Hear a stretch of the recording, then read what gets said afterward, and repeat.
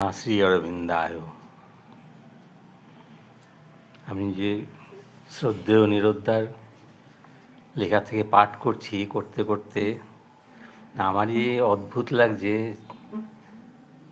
এই মহামানবরা যখন আসেন তাদের পারিপার্শ্বিক যারা থাকে প্রত্যেক জন্মে জন্মে বোধহয় সবাইকে নিয়ে আসেন। যে যেখানে পৃথিবীর যে কোণেই থাকুন না কেন, দেখছি সবাই এসে সেই ওই পণ্ডিচেরিতে জড়ো হয়েছেন। নিরুদ্ধার এবারের প্রবন্ধটা অসামান্য এক সাধিকার জীবন নিয়ে। তিনি হচ্ছেন আমাদের শাহানাদি। খুবই পরিচিত নাম, হয়তো অনেকে আমরা দেখিনি বা অনেকে দেখেছেন, কিন্তু শাহানাদির যে সাধন এবং শ্রী অরবিন্দের সঙ্গে যে পত্রাবলী যেটা পড়া হচ্ছে এখন ওই রবিবারে ডিভাইন আড্ডাতে, সেখানেও আমরা দেখতে পারি কি অসম্ভব সব প্রশ্নগুলো এবং তার যে উত্তর প্রভু দিয়েছেন। সেই শাহানাদি সম্বন্ধে আজকের প্রবন্ধ। এটা ঠিক লেখা নয়, মানে শ্রী অরবিন্দ আশ্রম স্কুলে শাহানাদি সম্বন্ধে একটা ভাষণ দিয়েছিলেন নিরুদ্দা, সেই ভাষণটা এখানে তুলে দেওয়া হয়েছে। তার আগে শাহানাদি সম্বন্ধে একটু পরিচয়িকা দেওয়া আছে। শ্রী অরবিন্দ আশ্রমের সর্বজন শ্রদ্ধেয়া প্রবীণা সাধিকা ও সুগায়িকা শাহানা দেবী। তার কণ্ঠের জাদু শেষ বয়স পর্যন্ত প্রায় অক্ষুণ্ণ ছিল। জন্ম 1897 সালের 17 মে বাংলাদেশে। যথাসময়ে বিবাহ হয় এবং কিছুকাল শান্তিনিকেতনে থাকেন। 1928 সালের 22 নভেম্বর তিনি আশ্রমে যোগ দেন। সেই থেকে তিনি বাকি জীবন আশ্রমেই কাটিয়েছেন। শ্রীমা ও শ্রী অরবিন্দের বিশেষ স্নেহপাত্রী হয়ে ওঠেন। আশ্রমে নানা ধরনের কাজ করেছেন। তার বিভিন্ন লেখায় মা শ্রী অরবিন্দের প্রতি তার একনিষ্ঠা ভক্তির প্রকাশ লক্ষণীয়। তার দুখানি বই, শ্রীমা শ্রী অরবিন্দের চরণ ছায়ায় এবং শ্রী অরবিন্দের পত্র সম্পদ ও শ্রী অরবিন্দের দেহত্যাগ, বিশেষ উল্লেখযোগ্য। 1990 সালের 6 এপ্রিল তিনি দেহত্যাগ করেন। এইবারে নিরুদ্ধার ভাষণটা তুলে দেওয়া আছে এখানে। আমাদের প্রিয় শাহানাদির সুহৃদবৃন্দ, তাঁর গুণমুগ্ধ ভ্রাতা ও ভগিনীরা, সুদীর্ঘ আশ্রম জীবনে যার মহৎ সত্তা নিজেকে নানাভাবে বিকশিত করেছে, সেই শাহানাদির উদ্দেশ্যে শ্রদ্ধা নিবেদনের জন্য আমাকে আহ্বান করা হয়েছে বলে আমি সম্মানিত বোধ করছি। শাহানাদির জীবন ছিল নানা ক্ষেত্রে নানাবিধ কর্মধারায় পূর্ণ। অল্প সময়ে সেসব কিছুর পরিচয় দান সম্ভব নয়। আমি শুধু আলোচনা করতে চাই তার জীবনের যা ছিল সারবস্তু, সেই তার আত্মিক জীবন সম্পর্কে।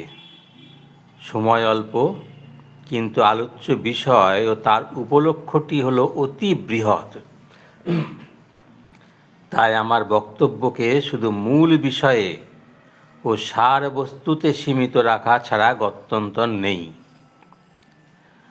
শাহানাদি ছিলেন দেশবন্ধু চিত্তরঞ্জন দাশের ভাগ্নী, রবীন্দ্রনাথ ঠাকুরের আদরের ঝুনু, বাংলাদেশের নাইটিঙ্গেল। একসময়ে যার গান বাঙালির হৃদয়তন্ত্রীতে জাগাত অদ্ভুত উন্মাদনা। অকস্মাৎ একদিন তিনি তার আপন হৃদয়ে শুনলেন এমন এক আহ্বান, যার প্রভাবে এসব প্রাপ্তিকে তিনি ছুঁড়ে ফেলে দিলেন মেকি গহনার মতো। শহীদ দিলীপ কুমার রায়ের সহায়তায় শুরু হলো পণ্ডিচেরির উদ্দেশ্যে তার আধ্যাত্মিক অভিযাত্রা। তিনি এখানে এসে শ্রীমায়ের পবিত্র মন্দিরে এক চমৎকার আশ্রয় পেলেন এবং তার ভালোবাসা ও সুরক্ষার মধ্যে বাস করতে লাগলেন। তিনি এই যে সুদীর্ঘ জীবন এখানে যাপন করেছেন এতদিন, তার মধ্যে একবারও এই পবিত্র আশ্রম ছেড়ে এক পাও বার হননি কোথাও। শুধু এই একটি ঘটনায় তার সত্তার মহনীয়তার পরিচয় দেওয়ার পক্ষে যথেষ্ট। আমার বিশ্বাস শাহানাদি নিঃসন্দেহে সেই উচ্চকোটির সত্তাদের মধ্যে একজন, যারা যুগ যুগ ধরে আধ্যাত্মিক অন্বেষা ও অভিপ্সার জন্য জাগতিক জীবনকে বিসর্জন দিতে পেরেছেন অনায়াসে। শাহানাদি যখন আশ্রমে এসে তার সাধনার আসনখানি পাতলেন, প্রথম যুগের তাঁর সেই নিভৃত সাধনার গূঢ় কাহিনী আমাদের বিশেষ জানা নেই। শুধু তার বাহ্যিক জীবন সম্বন্ধে আমি কিছু জানতে পেরেছিলাম, যদিও আমি শুনেছিলাম এই কবছরে তিনি সাধনায় যথেষ্ট অগ্রসর হয়েছেন। তার বাহ্যিক আচার আচরণ সম্বন্ধে আমার মনে কিছু প্রশ্ন জেগেছিল। সেই বিষয়ে আমি শ্রী অরবিন্দকে লিখেও ছিলাম কিছু। আমি সেই পত্রালাপের কিছু অংশ পড়ে শোনাচ্ছি, যাতে আপনারা বুঝতে পারেন শাহানাদির প্রকৃত মহত্ব ছিল কোনখানে। আমি লিখেছিলাম, শাহানাদি সম্পর্কে একটা স্পর্শকাতর ব্যক্তিগত প্রশ্ন আপনাকে জিজ্ঞাসা করতে লোভ হচ্ছে। মনে হয় তিনি বেশ উচ্চ সাধনাবস্থায় রয়েছেন, তবু আমি দেখি তিনি অনেক সময় ব্যয় করেন অতি সাধারণভাবে। তথাপি তাকে দেখে বেশ তুষ্ট মনে হয়, এবং তার মধ্যে যেহেতু কোনো বিষাদ দেখি না, তার সাধনার অবস্থা নিশ্চয়ই বেশ ভালো। শ্রী অরবিন্দের উত্তর, তুমি ভুলে যাচ্ছ সে দীর্ঘদিন ধরে আত্মমগ্ন জীবন কাটিয়েছে এবং তার জন্য এর বিরাগভাজনও যথেষ্ট হয়েছে। সেই সময়ে সে একটা নিজস্ব অন্তর্জীবন গড়ে তুলেছিল এবং তার বাহ্য জীবনেও কিছু জিনিস পরিবর্তিত করতে চেষ্টা করেছিল। অবশ্য বাহ্য প্রকাশের দিকে ততটা নয় যতখানি অন্তঃপ্রভাবের ক্ষেত্রে। এখনো অনেক অনেক কিছু করবার আছে। তারপর বাহ্য প্রকৃতির পরিবর্তন বাহ্যত দেখা যাবে, কিন্তু তার সংকল্পে নিষ্ঠার কোনো অভাব নেই, তার কোনো বিমর্ষতা নেই, কারণ সে নিজের মধ্যে প্রতিষ্ঠা করেছে এক মূলগত স্থিরতা, ফান্ডামেন্টাল কাম, যা একমাত্র বিঘ্নিত হয় এর সাথে সংঘাতে। আর সব কিছু বয়ে যায় উপরের স্তরে, হয়তো ঘটায় মৃদু আলোড়ন, কিন্তু এই স্থিরতা ভঙ্গ করতে পারে না। তাছাড়া দু একদিন আগে তার কয়েকটি উচ্চ অভিজ্ঞতা হয়েছে। তার মধ্যে রয়েছে চৈতন্যের ঊর্ধ্বারোহণ, অ্যাসেন্ট, অনন্তের প্রসারিত শান্তি ও আনন্দের উপলব্ধি, যা দেহবোধ ও তার সীমাবদ্ধতা থেকে মুক্ত, এবং তার সঙ্গে মূলাধার পর্যন্ত শান্তি ও আনন্দের অবতরণ। সে এইসব পরিভাষা ও সূক্ষ্ম তত্ত্বের কথা কিছু জানে না, কিন্তু তার সূক্ষ্মাতি সূক্ষ্ম ও আনুপূর্বিক বর্ণনা থেকে অভিজ্ঞতার স্বরূপটি অভ্রান্তভাবে বোঝা যায়। এছাড়া আরও ৩-৪ জনের সম্প্রতি একই অভিজ্ঞতা হয়েছে, যা থেকে আমরা অনুমান করতে পারি আমাদের আধ্যাত্মিক শক্তির ক্রিয়া একেবারে ব্যর্থ হয়নি। যেহেতু এই অভিজ্ঞতা হলো খুবই বড় ব্যাপার, এবং যদি স্থায়িত্ব পায়, একে বলা যাবে পূর্বতন যোগপন্থাগুলির সর্বোচ্চ ভূমি, the summit of the old yogas. আমাদের ক্ষেত্রে এ হলো আধ্যাত্মিক রূপান্তরের সূত্রপাত। ব্যক্তিগত হলেও আমি এসব লিখলাম যাতে তুমি বুঝতে পারো। বাহ্য প্রকৃতির ত্রুটি বিচ্যুতি ও বাধা বিঘ্ন কিংবা অযোগীসুলভ আচরণ অর্থ শুধু এই নয় যে সেই ব্যক্তি কোনো সাধনা করছে না বা করতে পারে না। মনে রাখতে হবে এই পত্রালাপ 1936 সালের, অর্থাৎ শাহানাদির আশ্রমবাসের মাত্র 8 বছর পরের কথা।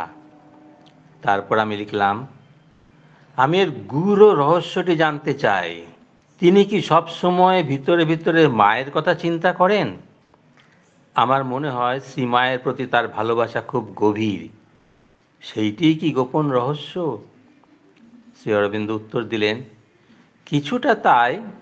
সে তার অন্তরের সাধন পথের সঠিক দিকটি ধরতে পেরেছে এবং তাকে প্রয়োগও করতে পেরেছে ঠিকভাবে। যা করতে ব্যর্থ হয়েছে তার সংশয়, মননশীলতার অহংকার অস্বীকারের জন্য। সেই কারণেই স্বভাবের গুরুতর ত্রুটি সত্ত্বেও সাহানা এগিয়ে চলেছে। এইসব কথা শ্রী অরবিন্দ আমাকে লিখেছিলেন আমি ঠিক জানি না, তবে আপনারা হয়তো বুঝতে পারবেন এবং সঠিকভাবে অনুধাবন করতে পারবেন মাত্র সেই কয়েকটি বছরের মধ্যে সাহানাদি সাধনার পথে কত দূর অগ্রসর হয়েছিলেন। আর শ্রী অরবিন্দ লিখেইছেন, তিনি যে অভিজ্ঞতা লাভ করেছিলেন সুস্থিত হলে তা হবে পুরনো যোগপন্থাগুলির সর্বোচ্চ ভূমি। তবে আমাদের সাধন পথে সবচেয়ে গুরুত্বপূর্ণ হল মূলগত স্থিরতার কথাটি।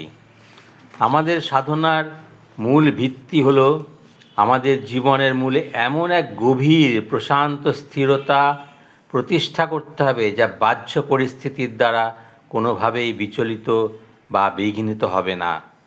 সাহানাদির এই রক্ষা কবচটি ছিল বলেই বাহ্য জীবনে অনেক তুচ্ছতাকে প্রশ্রয় দিয়েও তিনি তার আভ্যন্তরীণ স্থিরতা বজায় রাখতে পারতেন। এর বহু বছর পরে শ্রী অরবিন্দের দুর্ঘটনার পরবর্তীকালে 1939 অথবা 1940 সালে কোনো এক সময়ে সাহানাদি আশ্রমের গৃহ নির্মাণ ও সংস্কার শাখার তত্ত্বাবধানের কাজে নিযুক্ত হন। একজন মহিলার পক্ষে বাড়িঘর সারানোর তদারকি করা কতখানি দুরূহ ছিল বোঝা কঠিন নয়, কিন্তু এই কাজের সময়ও তার চৈতন্যের ঊর্ধ্বারোহণ এবং পরা চেতনার অবতরণের অভিজ্ঞতা অব্যাহত থাকে। এই সময় আমি যেহেতু শ্রী অরবিন্দের কাছে থাকতাম বলে সাহানাদি আমাকে এইসব অভিজ্ঞতার কথা বলতেন এবং শ্রী অরবিন্দের উত্তরগুলিও তার কাছে পৌঁছাতো আমার মারফত। শ্রী অরবিন্দ বলতেন, এসব অতি উচ্চ অভিজ্ঞতা। সাহানাদির এমনই এক অভিজ্ঞতা প্রসঙ্গে শ্রী অরবিন্দ বলেন, এই হলো ব্যক্তিগত সত্তার নির্বাণের উপলব্ধি। যদিও এক অতি উচ্চ আধ্যাত্মিক উপলব্ধি, তবু কাজের সময়ে এই ধরনের অভিজ্ঞতা বাঞ্ছনীয় নয়। কাজের সময়ে কাজই হওয়া উচিত মুখ্য বিষয়। তাছাড়া কাজের সময় এরকম অভিজ্ঞতা বিপজ্জনকও বটে, কারণ যেহেতু তার সমস্ত চৈতন্য ঊর্ধ্বায়িত হয়ে পরম শূন্যে মিলিয়ে যায়, স্বাভাবিকভাবে তার দেহ চেতনা লুপ্ত হয়। এ অবস্থায় তার অচৈতন্য হয়ে পড়ে যাওয়ার সম্ভাবনা আছে। যাই হোক, গুরুর কৃপায় তেমন কিছু ঘটেনি কখনো। তবুও শ্রী অরবিন্দ তাকে সতর্ক করে দিয়েছিলেন কাজের সময় এই ধরনের আধ্যাত্মিক অভিজ্ঞতাকে প্রশ্রয় না দেওয়ার জন্য। সাহানাদির এইসব উপলব্ধি হয়েছিল খুবই অল্প সময়ে, অর্থাৎ আশ্রমে যোগ দেওয়ার 10-12 বছরের মধ্যে, যা আমার মনে হয় খুবই ব্যতিক্রমী ও আশ্চর্য দৃষ্টান্ত। যদি না আধার হিসেবে সে হয় যথেষ্ট পরিণত এবং সাধনায় সম্পূর্ণ আত্মনিবেদিত। সাহানাদি অবশ্য তাই করেছিলেন। নিজেকে একেবারে বিচ্ছিন্ন করে নিয়েছিলেন সমস্ত বাহ্য সংস্রব থেকে। ত্যাগ করেছিলেন সঙ্গীত চর্চা, তীব্র ও একমুখী সাধনায় ব্যাপৃত থাকবার জন্য। এই হলো আমাদের সাহানাদি, যাকে আমি অভিহিত করেছি এক মহান সত্তা বলে, যিনি তার সাধন যাত্রা শুরু করেছিলেন এইসব উচ্চ উপলব্ধি দিয়ে।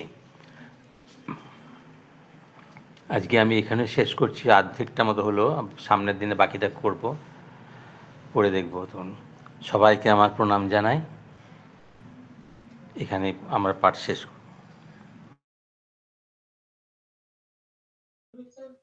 এবার ভগবতী জননীর আরাধনায় অদিতি দিদিভাই।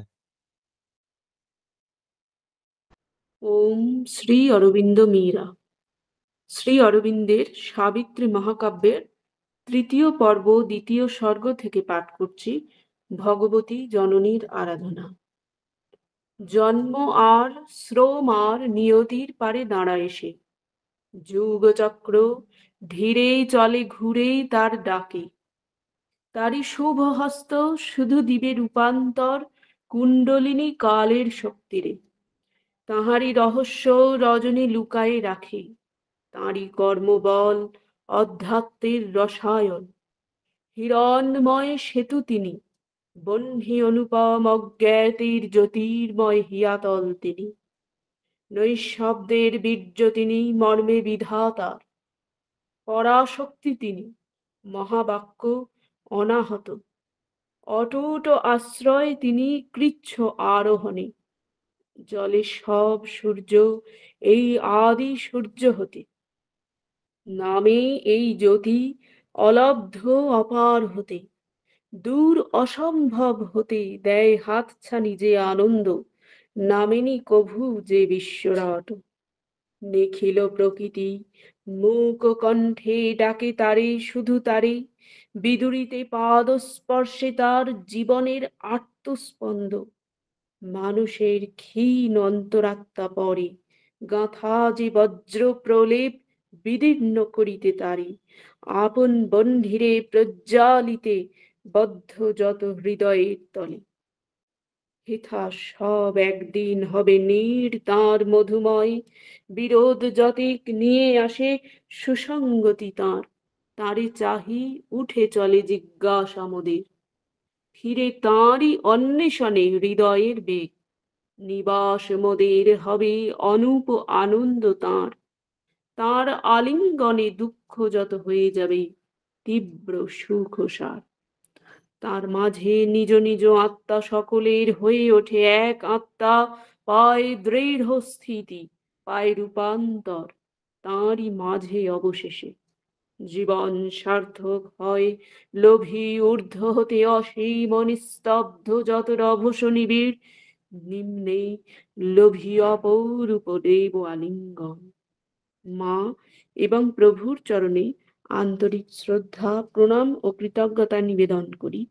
এই পাঠ ও আলোচনায় উপস্থিত সকল ভক্ত ও অনুরাগী বৃন্দকে আমার প্রণাম জানাই। এবার উপনিষদাবলী থেকে অর্চনা মাসিমণি। ওম শ্রী অরবিন্দ মীরা। সকলকে সশ্রদ্ধ অভিবাদন জানিয়ে এখন আমরা চেষ্টা করব ঈশোপনিষদের নির্ধারিত পাঠ্যাংশে প্রবেশ করতে। আমরা রয়েছি উপনিষদাবলী মহাগ্রন্থের ৯৮ পৃষ্ঠার মোটামুটি শেষের দিকে রয়েছি, বলতে তার আগের কিছু অংশের সরব পাঠ করা হয়েছে এই পর্যন্ত।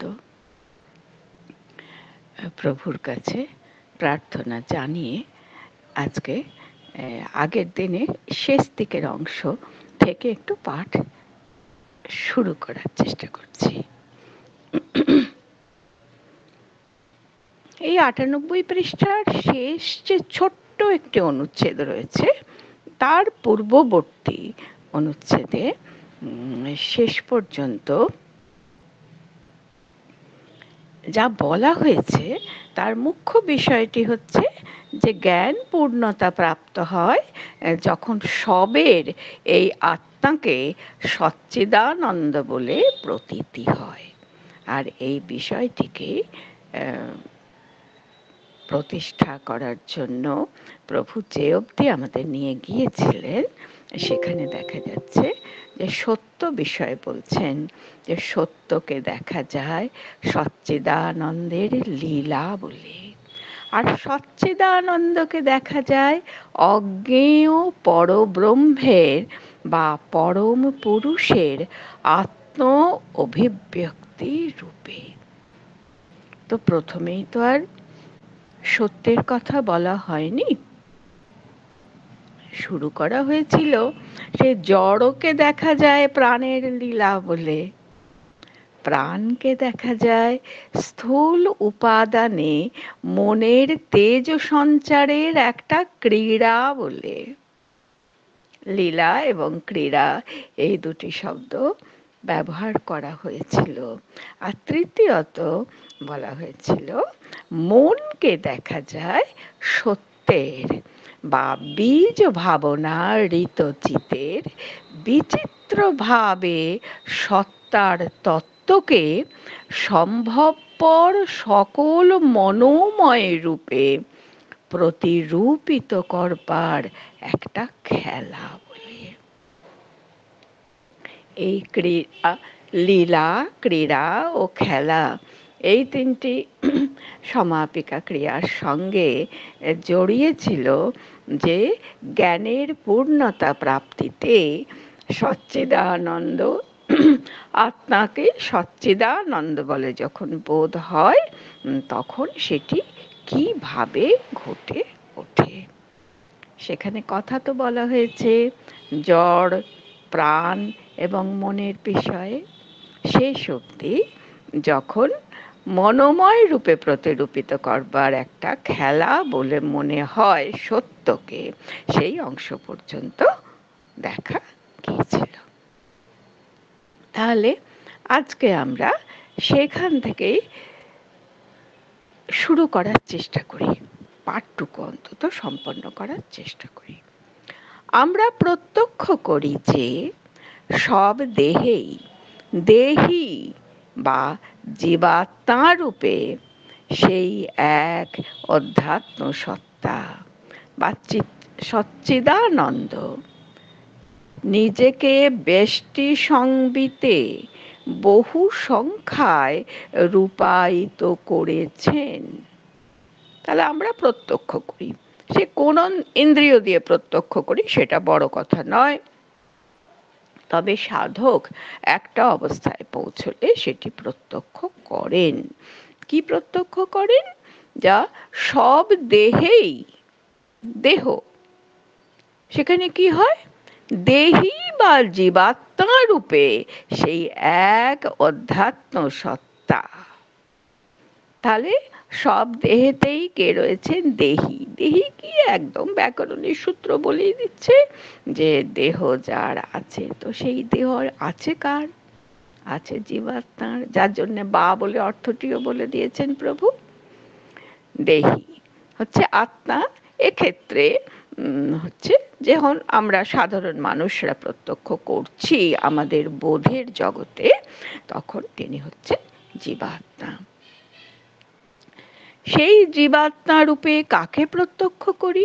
সেই এক অধ্যাত্ম সত্তা বা সচ্চিদানন্দ। তিনি হচ্ছেন অধ্যাত্ম সত্তা। আবার অর্থটিও বলছেন, তিনি হলেন সচ্চিদানন্দ। সাময়িক, শুধু সৎ, শুধু চিৎ, শুধু আনন্দ পৃথকভাবে ব্যাখ্যাত হয়েছে।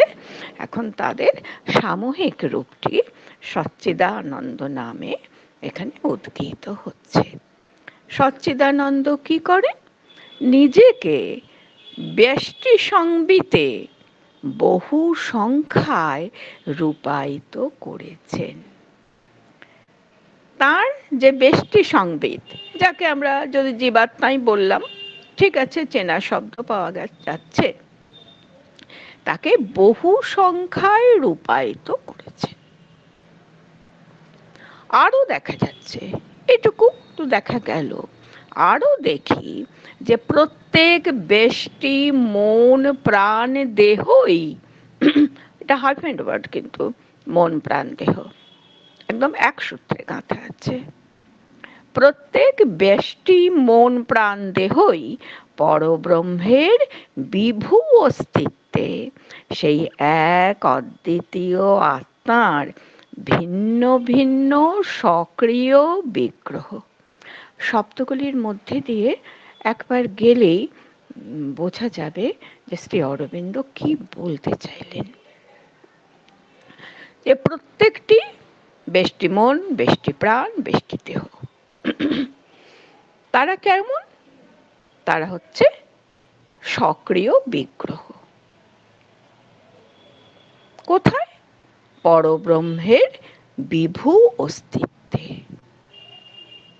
পরব্রহ্মের বিভু অস্তিত্বে, সেই পরম অস্তিত্বে কি রয়েছে? সেই এক অদ্বিতীয় আত্মার ভিন্ন ভিন্ন সক্রিয় বিগ্রহ। দুটি শব্দ, একদিকে বলছেন অদ্বিতীয় আত্মা, একই সঙ্গে বলছেন ভিন্ন ভিন্ন বিগ্রহ। তার মধ্যে যে একজনের সক্রিয়তা অপরকে নিষ্ক্রিয় করে রাখছে তাও কিন্তু নয়, তারা যুগপৎ সক্রিয় এবং অবশ্যই তারা বিগ্রহ, তারা প্রতিরূপিত দশা। তাহলে ব্যাপারটা এইরকম দাঁড়ালো যে যখন আমরা এই পূর্ববর্তী অনুচ্ছেদে উক্ত এবং ব্যাখ্যাত বিষয়টি প্রত্যক্ষ করি, তখন আমরা বুঝি যে জীবাত্মা রূপে যিনি রয়েছেন তিনি হচ্ছেন সেই পরমাত্মা। তিনি সব দেহে আছেন জীবাত্মা রূপে, সেটি যদি পৃথক বলে মনে করি, কিন্তু যখন তিনি পরমাত্মা তখন আর তো সেখানে পার্থক্যের বা পৃথকতার আর কোনো ভূমিকা নেই। এবং সেই প্রত্যেকটি বেষ্টি মন প্রাণ দেহ তারা পৃথকভাবে এবং একত্রে, পৃথকভাবে হতেই হবে কারণ তাদের একটা সূচনা পর্বে তারা পৃথকভাবে রইল, আমাদের ব্যাখ্যায় সূচনা পর্ব নয়, পরমেশ্বরের সেই তত্ত্বের ব্যাখ্যায়। এবং সেই মন প্রাণ দেহ পরব্রহ্মের বিভু অস্তিত্বে অদ্বিতীয় আত্মার সক্রিয় বিগ্রহ রূপেই আমাদের কাছে প্রতিভাত হয়, প্রত্যক্ষ বেদ্য হয়। তাহলে বেষ্টি মন প্রাণই হলো অদ্বিতীয় আত্মার সক্রিয় বিগ্রহ। এই পর্যন্ত যদি নিজেদের মতো করে একটু বুঝে নিই, তাহলে তারপর একটু এগোতে সুবিধে হবে। এই হলো পরমাত্মাতে সর্বভূত দর্শন। সর্বভূত কেন?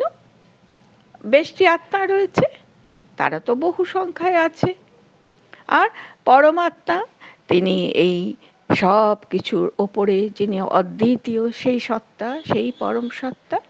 তাই বললেন যে পরমাত্মাতে সর্বভূত দর্শন, এই হলো বিষয় যা এতক্ষণ শ্রী অরবিন্দ আমাদের জানালেন। তাছাড়া সর্বভূতে পরমাত্মাকে দর্শন, দুটি কিন্তু একসঙ্গে হচ্ছে, কারণ এই যে পারস্পরিকতা, এই পারস্পরিকতার থেকে তো কোনো তত্ত্বই বেরিয়ে আসতে পারছে না। মানে একদিক থেকে যদি একটি বোধ হয়, অপর প্রান্তে যে সত্তাই রয়েছে তারও একটা বোধ হবে। কাজে এই বিষয়টাকে যদি আমরা বুঝি যে যিনি এক তিনি বহু, তাহলে সেটাই হলো পরমাত্মায় সর্বভূত দর্শন আর সর্বভূতে পরমাত্মাকে দর্শন। এটা আমরা ষষ্ঠ মন্ত্রে সম্ভবত পড়েই এসছিলাম, কোথায় পড়ে এলাম, আচ্ছা সপ্তম মন্ত্র পড়েছি, ষষ্ঠ মন্ত্র তো পড়েইছি।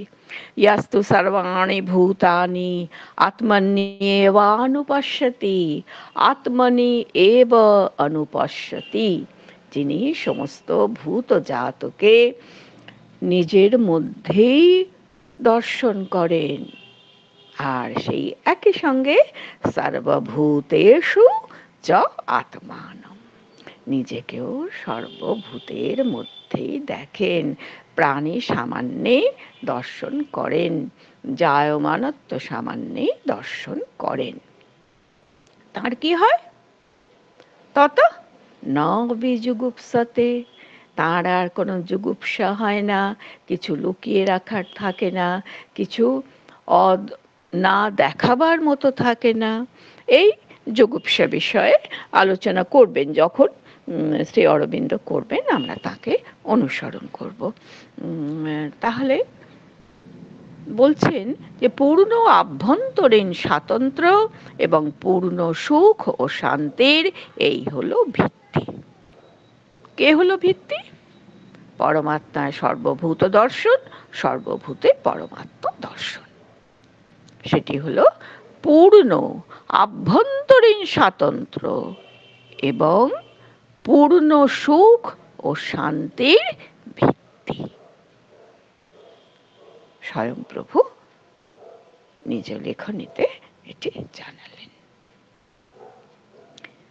কারণটি তো বলতে হবে, বলে দিলে তো হবে না, শুধু শেষ কথা বললে তো হবে না। কিভাবে এই বোধিতে উত্তীর্ণ হওয়া গেল? কারণ এ অনুভূতি হলে তার পূর্ণতা ও তীব্রতা বৃদ্ধির সঙ্গে সঙ্গে তার পূর্ণতাও বৃদ্ধি হয়, তার তীব্রতাও বৃদ্ধি হয়। সে অনেক কাছে এসে পড়ে, সে অনেক জড়িয়ে ধরে, সে সমস্ত কিছুকে মানে একটা পারভেডিং একটা সত্তায় দাঁড়িয়ে যায়। এই অনুভূতি হলে, অনুভূতিটা কি হলো? ওই পরমাত্মায় সর্বভূত দর্শন, সর্বভূতে পরমাত্ম দর্শন, ওইটি যদি বীজ মন্ত্রের মতো ভেতরে থাকে, তাহলে তার ফলে কি হয়? তার পূর্ণতা ও তীব্রতা বৃদ্ধির সঙ্গে সঙ্গে বেষ্টি মনোবৃত্তি থেকে সব জুগুপ্সা দূর হয়। ওই ষষ্ঠ মন্ত্রে যা বিষয় ছিল সেটি। তাহলে এইবারেতে জুগুপ্সা শব্দকে নিয়ে একটু পড়ছেন। জুগুপ্সা বলতে আমরা কি কি বুঝি? ঠিক আছে, গুপ ধাতুর সঙ্গে সন প্রত্যয় হচ্ছে, সে তো ব্যাকরণ বলবে, ব্যাকরণ যা বলবে দর্শন সব সময় সেই কথা ধামা ধরে চলবে, হতেও পারে নাও পারে। শ্রী অরবিন্দ কি বললেন দেখে নিই। তার সঙ্গে অন্বিত অবশ্যই থাকবে। অর্থাৎ বিরাগ, সংকোচ, প্রতিকূলতা, দেশ, হিংসা, ভয় ইত্যাদি, তারপরেও ইত্যাদি রইল, আরো কিছু না বলা কথা রইল। যেসব ভাবের বিকৃতি জন্মে, এতগুলি পড়ার পরেও এদের সঙ্গে আরো কেউ সাঙ্গপাঙ্গ আছে, এদের যেসব ভাবের বিকৃতি জন্মে বিভাজন থেকে, তাহলে জন্মাচ্ছে বিকৃতি, তার জন্মভূমি হচ্ছে বিভাজন। আলাদা করে দেখা, আলাদা করে দেখলেই তো একজনের থেকে একজনকে সরিয়ে নেওয়ার প্রশ্নটা ওঠে, তাদের মধ্যে একটা প্রাচীর তুলে দেবার প্রশ্ন ওঠে, নিজের বোধিতে সেখানে অজ্ঞানতার প্রাচীর নিজের থেকে তৈরি হয়ে যায়। তাই বলছেন ইত্যাদি যেসব ভাবের বিকৃতি জন্মে বিভাজন থেকে, তাদের রূপটাও বলে দিচ্ছেন, এবং পরিবেশের সব সত্তার ও পদার্থের প্রতি ব্যক্তিগত বিরোধ থেকে। দুটো ব্যাপার হয়, বেষ্টি মনোবৃত্তি থেকে জুগুপ্সা দূর হয়, এটি হলো ফল। তার মানে কি হলো, ব্যাপারটা কি দাঁড়ালো? জুগুপ্সা কি জিনিস যে সে দূর হয়ে যাবে? বলছেন হয় আসলে বিরাগ, সংকোচ, প্রতিকূলতা, দেশ, হিংসা, ভয় প্রভৃতি যেসব ভাবের বিকৃতি বিভাজন থেকে জন্মাচ্ছে এবং পরিবেশের সব সত্তার ও পদার্থের প্রতি ব্যক্তিগত বিরোধ থেকে জন্মাচ্ছে। দুটো জায়গা থেকে, এক হচ্ছে বিভাজন থেকে বিকৃতি জন্মাবে, আর ব্যক্তিগত বিরোধ থেকে বিকৃতি জন্মাবে। ব্যক্তিগত বিরোধ কার প্রতি? না পরিবেশের সব সত্তা ও পদার্থের প্রতি। সে সব দূর হয়। তাহলে দূর হলো সব জায়গা থেকে। ফলটা কি হয়? আগে একবার বলেছেন জুগুপ্সা দূর হয় বলে মন্ত্রের থেকে শব্দ তুলে নিয়েছিলেন, এখন নিজের মতো করে বলছেন সবার বোধ জন্য বা সকলের বোধের কাছে পৌঁছানোর জন্য বলছেন আত্মার পূর্ণ সমত্ব প্রতিষ্ঠিত হয়। তাহলে শেষ পংক্তিটি আসলে হয় কোথা থেকে? ওই অনুভূতি থেকে। কোন অনুভূতি? পরমাত্মায় সর্বভূত দর্শন, সর্বভূতে পরমাত্মা দর্শন। অর্থাৎ তার তখন আর তার কোনো জুগুপ্সা থাকে না, আর জুগুপ্সার সত্তাটিকে প্রকাশ করে বলা হলো। আর কি হয়? আত্মার পূর্ণ সমত্ব প্রতিষ্ঠিত হয়। সেইখানে একটু ছোট পাদটিকাও দিয়েছেন শ্রী অরবিন্দ। সেই পাদটিকাটি আমরা একটু পড়ে ফেলার চেষ্টা করি, পড়ে নেবার চেষ্টা করি, ফেলার আর কি। এই অবস্থাকে গীতাতে সমত্ব বলা হয়েছে। সেই সমত্বাং যোগ উচ্যতে, সেই সমত্ব বলা হয়েছে এই অবস্থাকেই, যখন জুগুপ্সা বোধ দূরীভূত হয়। তাহলে জুগুপ্সা কি হলো? না, জুগুপ্সা হলো নিজের সীমিত বেষ্টি বিগ্রহের সঙ্গে বাহ্য সংস্পর্শের সঙ্গতির অভাব বোধ। সোজা কথায় লুকিয়ে রাখা মানেই তো কাউকে সরিয়ে নেওয়া। কাজেই জুগুপ্সা হলো অভাব বোধ। আর সেই অভাব বোধ থেকে জাত বিরাগের ভাব। তাহলে জুগুপ্সা হলো বিরাগ, যার জন্ম হচ্ছে না পাওয়া থেকে, অভাব বোধ থেকে, অভাবের থেকে নয়, অভাব বোধ থেকে। সেই অভাবটি আবার কার? নিজের সীমিত বেষ্টি বিগ্রহের সঙ্গে বাহ্য সংস্পর্শের সঙ্গতির অভাব বোধ। মেলানো যাচ্ছে না। বেষ্টি রয়েছে, সমষ্টি রয়েছে। বেষ্টি যদি সমষ্টির থেকে মিলে না যায়, স্কুলের বাচ্চারা যেমন সবাই রয়েছে প্রেয়ার লাইনে, একটি বাচ্চা যদি কোনো কারণে দূরে সরে যায়, মানে এইরকম, মানে বলা উচিত নয়, এরকম দৃষ্টান্ত দিয়েই বলার চেষ্টা করছি, কারণ আমার বুদ্ধি ওরকমই যাচ্ছে আর কি। সেই বিরাগের ভাব, আর তার ফলে কি হয়? শোক, ভয়, ঘৃণা, অস্বাচ্ছন্দ্য ও দুঃখ ইত্যাদি প্রতিক্রিয়া। একটি ক্রিয়া যদি হয় বিরাগের ভাব, তাহলে তার তো একটি প্রতিক্রিয়া হবেই। সেই প্রতিক্রিয়াগুলো হবে কি? না, শোক, ভয়, ঘৃণা, অস্বাচ্ছন্দ্য, দুঃখ, এখানেও ইত্যাদি আরো কিছু আছে। তাহলে এটা তো বোঝা গেল যে জুগুপ্সা ব্যাপারটা কি দাঁড়ালো। তাহলে তার বিপরীতে কি আছে? আর এই যে জুগুপ্সা, এই যে প্রতিক্রিয়া বা এই যে বিরাগের ভাব, তার বিপরীতেও তো একটা আছে। শুধু তো বিরাগ হতে পারে না, শুধু তো দুঃখ অস্বাচ্ছন্দ্য হতে পারে না। এর বিপরীতে কি থাকতে পারে? এর বিপরীত হলো অনুরাগ। তার থেকেও গোলমাল আছে, যার থেকে বাসনা ও আসক্তির উদ্ভব হয়। তাহলে দুটি অপসারিত হতে হবে সমত্ব আনার জন্য, বা সমত্ব আসার জন্য দুটি বিষয় অপসারিত হবে, অনুরাগ এবং বিরাগ। অনুরাগও লাগবে না, বিরাগও লাগবে না, তখনই একমাত্র সমত্ব আসবে। আমরা গীতাতে যে কোনো পংক্তি খুললেই, যে কোনো নয়, প্রাসঙ্গিক পংক্তি খুললেই পেতে পারবো। অন্যদিন চেষ্টা করব। প্রণাম।